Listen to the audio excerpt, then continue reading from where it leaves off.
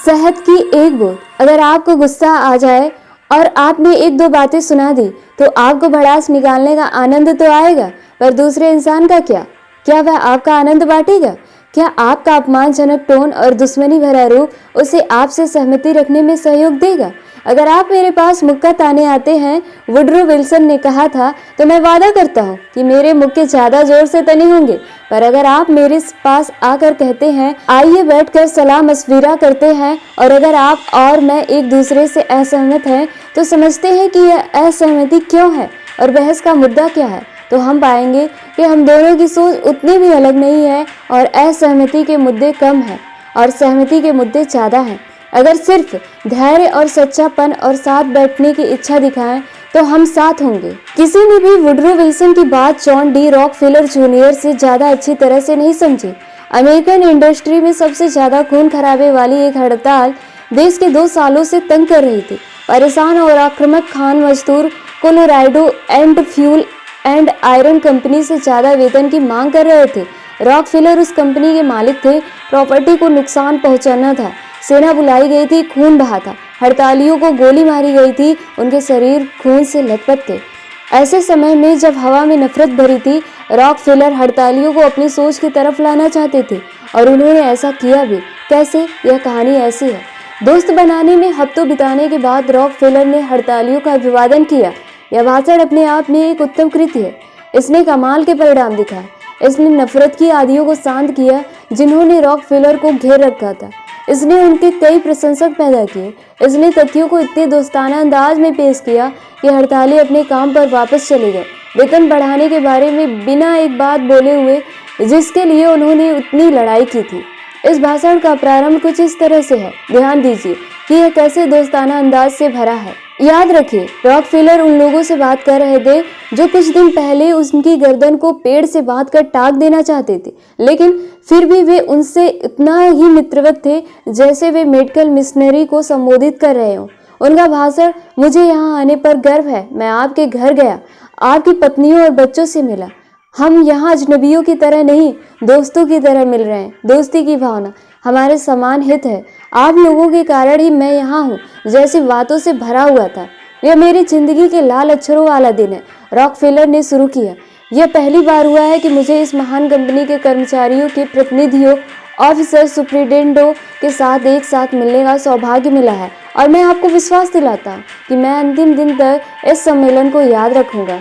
अगर यह मीटिंग 2 हफ्ते पहले हुई होती तो मैं यहाँ अजनबी की तरह खड़ा होता और सिर्फ कुछ चेहरे पहचान पाता। साउथ कोलफील्ड के सारे कैंपों में जाने, सारे प्रतिनिधियों से निश्चित तौर पर मिलने, सिवा उनके जो बाहर गए हुए थे, और आपके घरों में जाने और आप लोगों की पत्नियों और बच्चों से मिलने के बाद हम यहाँ अजनबियों की तरह नहीं, दोस्तों की तरह मिल रहे हैं। और इस दोस्ती की भावना में मुझे यह अवसर मिला है कि मैं आप लोगों से समान हितों की बातों पर बात कर पा रहा हूँ। चूँकि यह कंपनी के अफसर और प्रतिनिधियों की मीटिंग है, इसलिए सिर्फ आपकी विनम्रता के कारण मैं यहाँ हूँ, और मुझे इन दोस्तों में से कोई भी होने का सौभाग्य नहीं है।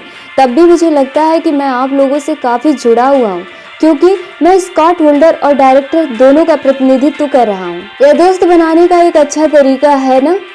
मान लीजिए रॉकफेलर ने दूसरा रास्ता अपनाया होता। मान लीजिए उन्होंने खान मजदूरों से बहस की होती, उनके मुंह पर तथ्य दे मारे होते। मान लीजिए अपने बात करने के ढंग से उन्होंने उन लोगों को बताया होता कि वे गलत है। मान लीजिए तर्क के नियमों से उन्होंने यह लोगों को गलत सिद्ध कर दिया होता। तब क्या हुआ होता? ज़्यादा गुस्सा, ज़्यादा नफरत, ज़्यादा बगावत फैलती होती। अगर एक इंसान का दिल आपकी ओर गुस्से और बुरी भावनाओं से भरा हो तो आप उससे पूरी ईसाइयत के तर्कों से अपनी सोच की तरफ नहीं ला सकते। डांटने वाले माता पिता, रौब दिखाने वाले बॉस और पति और उलाहना देने वाली पत्नियों को यह समझना चाहिए कि लोग अपना मन नहीं बदलना चाहते।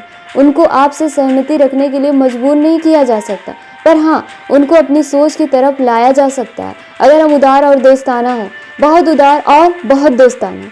दरअसल 100 साल पहले लिंकन ने यही कहा था। यह रहे उनके शब्द। यह एक पुरानी और सही कहावत है कि शहद की एक बूंद कटुता के गैलन से ज्यादा मक्खी आकर्षित करती है। इसी तरह इंसानों से बर्ताव करते समय अगर आप उन्हें अपनी सोच की तरफ लाना चाहते हैं तो पहले उन्हें विश्वास दिलाएं कि आप उनके सच्चे दोस्त हैं। यही वे शहद की बूंद है जो मक्खियाँ आकर्षित करती हैं, जो पहले ही आप जैसे कहें समझदारी का राजमार्ग है। कई बिजनेस एग्जीक्यूटिव ने सीखा है कि कि हड़तालियों से दोस्ताना होना लाभकारी होता है। उदाहरण के तौर पर जब व्हाइट मोटर कंपनी के प्लांट के 2500 कर्मचारियों ने ज़्यादा वेतन और यूनियन शॉप के लिए हड़ताल की, तो कंपनी के प्रेसिडेंट रॉबर्ट एफ ब्लैक ने आपा नहीं खोया और ना ही निंदा की और तानाशाही और कम्युनिज्म का इल्जाम नहीं लगाया। उन्होंने हड़तालियों की तारीफ की। उन्होंने क्लीवलैंड पेपर्स में एक इश्तिहार छपवाया जिसमें उनकी शांतिपूर्ण ढंग से औजार डालने की तारीफ की गई थी। हड़ताल के पैकेट को खाली पाकर उन्होंने दर्जन भर बेसबॉल बैट और दस्ताने खरीदे और उन्हें खाली जगहों पर खेलने के लिए आमंत्रित किया। जिन्हें बॉलिंग पसंद थी उनके लिए बॉलिंग एली किराए पर ले लिया। मिस्टर ब्लैक के दोस्ताना व्यवहार ने वही किया जो दोस्ताना व्यवहार करता है, इनसे दोस्ती बढ़ाई। इसीलिए हड़तालियों ने झाड़ू, फावड़े और कूड़े के ठेले पर उधार ले लिए और उन्होंने मैच बॉक्स, पेपर, सिगरेट के टुकड़े और सिगार के टुकड़े फैक्ट्री से उठाने शुरू किए। कल्पना कीजिए, ज्यादा वेतन और यूनियन की पहचान के लिए लड़ने वाले हड़तालियों को फैक्ट्री की जमीन साफ करते हुए कल्पना कीजिए। अमेरिका के मजदूरों युद्ध के लंबे और तूफान भरे इतिहास में पहले कभी ऐसी घटना नहीं देखी गई थी। यह हड़ताल एक हफ्ते के अंदर एक समझौते के साथ खत्म हुई, बिना किसी दुश्मनी के भावना के। डेनियल वेबस्टर जो देवता की तरह दिखते थे, जो और जेहोवा की तरह बातें करते थे, सबसे सफल वकीलों में से थे। उन्होंने कई केस लड़े, तब भी वे अपने सबसे ज्यादा मजबूत तर्कों को इन मित्रवत बातों के साथ कहते थे। जूरी ही इस बात पर सोचेगी। यह शायद विचार करने लायक है। यहाँ कुछ तथ्य है जिन पर मुझे विश्वास है कि आप ध्यान देंगे, या आप इंसानी स्वभाव की जानकारी होने के कारण इन तथ्यों के महत्व को जरूर देखेंगे। कोई जबरदस्ती नहीं, कोई दबाव डालने वाले तरीके नहीं, अपने विचार थोपने की कोशिश नहीं। वेबस्टर ने नरम, शांत, मित्रवत तरीका अपनाया और इसने उन्हें प्रसिद्ध बना दिया।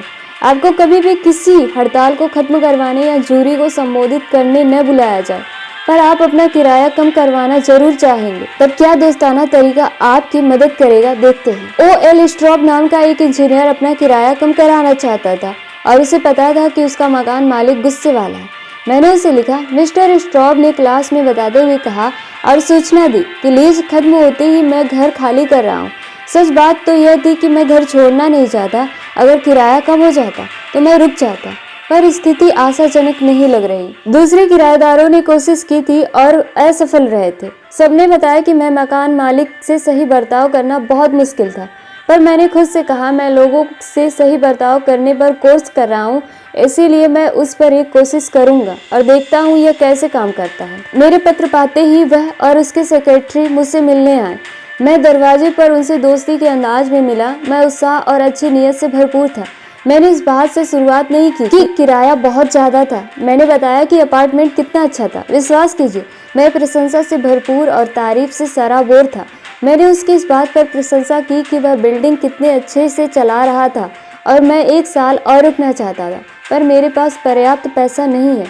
उसे कभी किसी किराएदार से ऐसा स्वागत नहीं मिला था। उसे समझ नहीं आ रहा था कि क्या करे। तब उसने अपनी परेशानियां बतानी शुरू कर दी। शिकायत करने वाले किराएदार, एक ने उसे 14 पत्र लिखे थे, कुछ में अपमान भरा था। दूसरे ने उसे लीज तोड़ने की धमकी दी अगर उसने ऊपर के तल्ले में खर्राटे भरने वाले किराएदार की छुट्टी नहीं की। आपके जैसा संतुष्ट किराएदार मिलना, उसने कहा, कितनी खुशी की बात है। और तब बिना मेरे कहे उसने किराए को थोड़ा घटाने की बात की। मुझे थोड़ा और कम चाहिए था, इसीलिए मैंने संख्या बताई और उसने तुरंत स्वीकार कर लिया। जब वह जा रहा था उसने मुड़कर कहा, मैं तुम्हारे लिए क्या सजावट कर सकता हूँ। अगर मैंने तुम्हारे किराएदारों वाला तरीका अपनाया होता तो मुझे विश्वास है कि मुझे असफलता मिली होती। मैं दोस्ताना, सहानुभूति और प्रशंसा से भरा था, इसीलिए कामयाब हुआ। पेंसिल्वेनिया के पिट्सबर्ग में डिन वुडकॉक लोकल इलेक्ट्रिक कंपनी के एक विभाग के सुप्रिटेंडेंट थे। उनके स्टाफ को एक पोल के किसी उपकरण को ठीक करने के लिए बुलाया गया। इस तरह का काम पहले किसी और विभाग द्वारा किया गया था और उसे वुडकॉक के विभाग में भेजा गया था। हालांकि उनके लोग इस तरह का काम करने के लिए दक्ष थे, पर उन्हें पहली बार ऐसा काम करने के लिए बुलाया गया था। संगठन में हर इंसान देखना चाहता था कि वे कैसे इस काम को कर पाते हैं।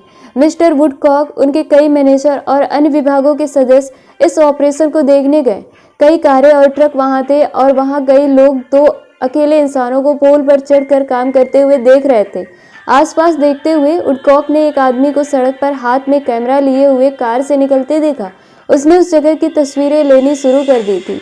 यूटिलिटी के लोग पब्लिक रिलेशन के मामले में काफी सावधान होते हैं और तभी वुडकॉक को कैमरे वाले इंसान के कारण यह स्थिति बहुत ज़्यादा अजीब लगी। 2 इंसानों के काम के लिए दर्जन भर लोग बुलाए गए थे।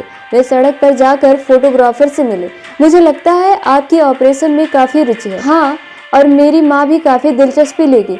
उनके आपकी कंपनी में स्टॉक है। इससे उनकी आंखें खुल गई। उन्हें यह भी लग सकता है कि यह निवेश अच्छा नहीं है। मैं उन्हें सालों से बताता आ रहा हूँ कि आपके जैसी कंपनियों में काफ़ी वेस्टर्न मोशन है। इससे यह सिद्ध होता है कि अखबारों को भी ये तस्वीरें पसंद आएंगी।